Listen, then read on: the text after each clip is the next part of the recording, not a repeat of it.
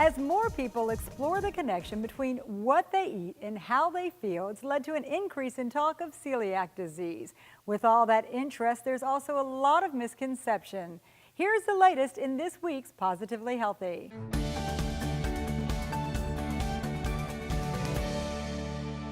Celiac disease is actually something that you hear about a lot right now. It only affects less than 1% of the population, so it's not nearly as common as it's talked about. Increase in awareness of celiac has many people eliminating gluten from their diet.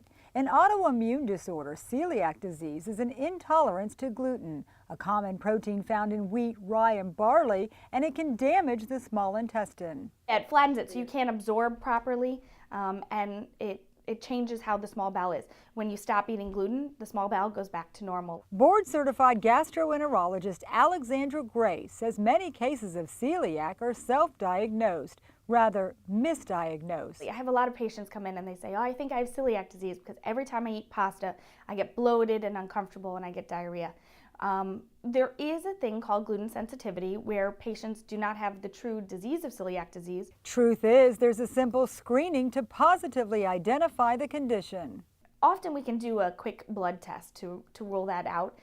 Primary doctors as well as gastroenterologists will do that, but a lot of people think that they have celiac disease when they just might have eaten a big carb diet and had some bloating and some other issues. Instead of taking the test, a lot of people make assumptions and drop gluten from their diet. There's actually studies that show doing a completely gluten-free diet when you don't have celiac disease can lead to deficiencies in other vitamins. You miss out on a lot of the fiber, and a high-fiber diet is one of the most proven benefits for the GI tract. It lowers your cholesterol, and it prevents you from developing obesity and maintaining a good weight.